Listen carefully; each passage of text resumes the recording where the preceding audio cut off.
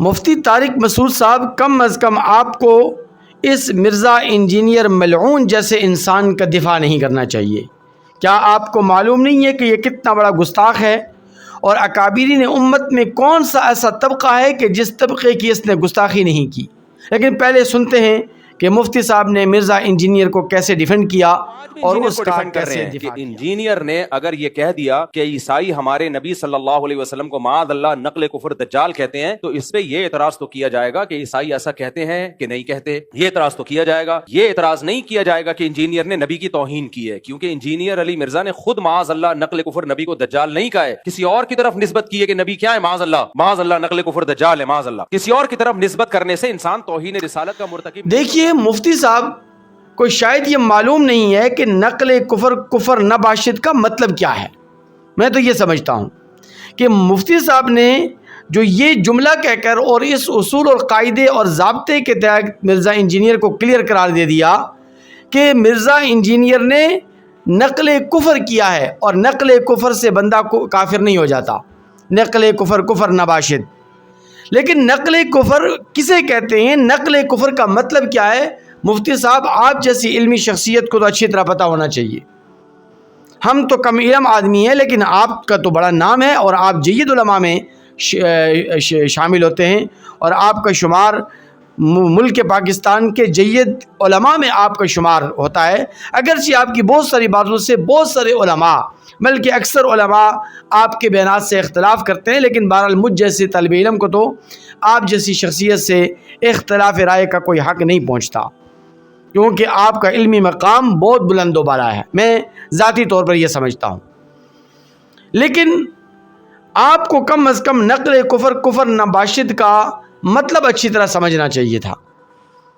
قبل اس کے کہ آپ مرزا انجینئر کا دفاع کرتے، اس کو ڈیفینڈ کرتے۔ آپ کو نقل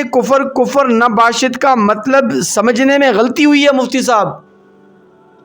نقل کفر نباشد کا مطلب یہ ہوتا ہے کہ کسی بندے نے کفریہ عبارت نقل کی ہو، اور وہ کفریہ عبارت نقل کر کے سامنے والے کو یا مخاطبین کو یا سامعین کو اس کفر سے باز رہنے، اس کفر سے، اس کفریہ عبارت سے دور رہنے کی ترغیب دیتا ہو۔ لیکن یہاں جو مرزا انجینئر نے جو بات کہی ہے، جو الفاظ اس نے کہے ہیں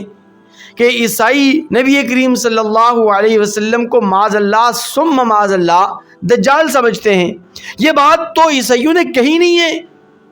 عیسائیوں کی کتابوں میں اور عیسائیوں کے بڑے پادریوں نے اس بات کا بڑے واضح انداز میں اور دو ٹوک الفاظ میں انکار کیا ہے، تردید کیا انہوں نے کہ ہماری کتابوں میں ایسی کوئی بات نہیں لکھی، نہ ہمارے کسی پادری نے، نہ ہمارے کسی پوپ نے،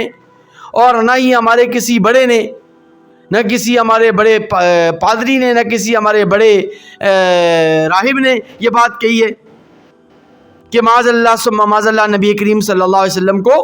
یہ سمجھتے ہیں۔ میں الفاظ بار بار دہرانا نہیں چاہتا،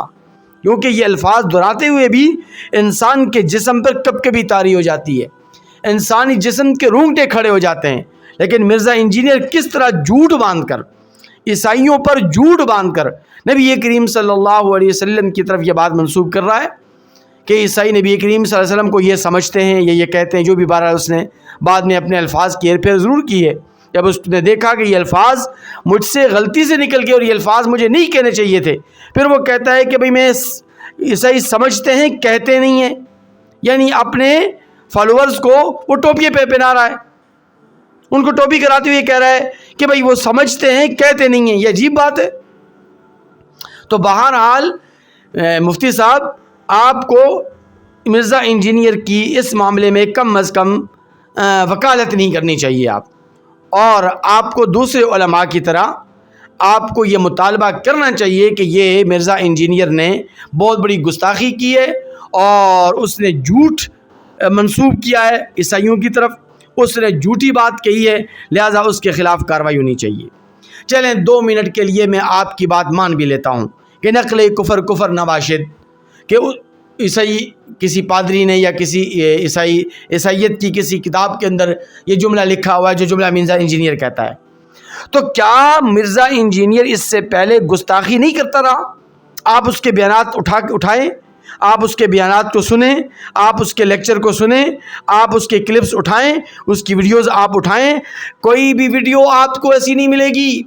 کوئی بھی ویڈیو کلپ آپ کو ایسا نہیں ملے گا کہ جس میں اس نے امت کے اکابر میں سے، امت کے اکابرین میں سے کسی کو گستاخی نہ کی ہو،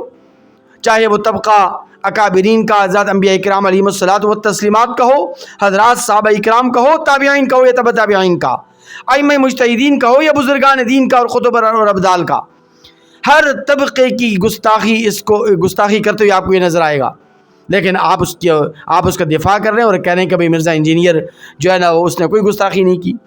تو سابقہ ریکارڈ کو دیکھتے ہوئے بھی آپ کو یہ مطالبہ کرنا چاہیے اور ان علماء کا ساتھ دینا چاہیے جو اس وقت مطالبہ کر رہے ہیں کہ مرزا انجینئر کو 295C کے تحت پھانسی ہونی چاہیے.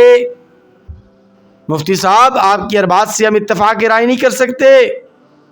آپ کا ہم نے بہت دفاع کیا ہے. آپ کا ہم نے دفاع اس وقت بھی کیا ہے کہ جب آپ نے لفظ امی کی غلط تشریح کر دی تھی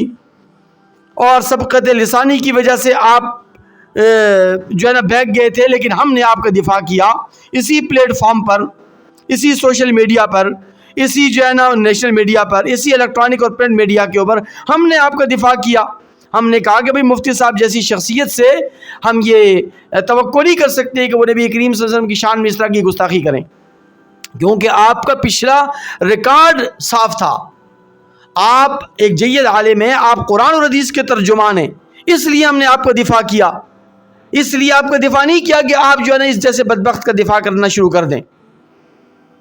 آپ اگر کسی شخص کے متعلق کوئی رائے قائم کرنا چاہتے ہیں تو اس کی زندگی کو دیکھا جاتا ہے نا، اس کے ریکارڈ کو دیکھا جاتا ہے، اس کے کریکٹر کو دیکھا جاتا ہے، اس کے کردار کو دیکھا جاتا ہے. تو اس کا کردار، اس مرزا انجینئر بدبخت کا کردار، پچھلا جو اس کا ریکارڈ ہے اور سابقہ زندگی کا جو اس کا ریکارڈ ہے وہ آپ کے سامنے نہیں ہے. اس نے اس سے پہلے گستاخی نہیں کی، اس نے اس سے پہلے نبی قسم کی شان میں کوئی گستاخی نہیں کی، اس نے جو حضرات صحابہ کرام کی شان میں کوئی گستاخی نہیں کی، اس نے امت کے طبقات کو اس نے نہیں للکارا، اس نے ہمارے بزرگان دین کو، تو ابدال اولیاء اللہ کو، بزرگان دین کو اور امام اعظم ابو حنیفہ رحمۃ اللہ علیہ کو اس نے نہیں لتاڑا. اس نے کون سی ایسی گستاخی ہے جو جس کا یہ مرتکب نہیں ہوا؟ لیکن آپ اس کا دفاع کر رہے ہیں اور آپ اس کے وکیل بن کر سامنے آئے ہیں. اس لیے مفتی صاحب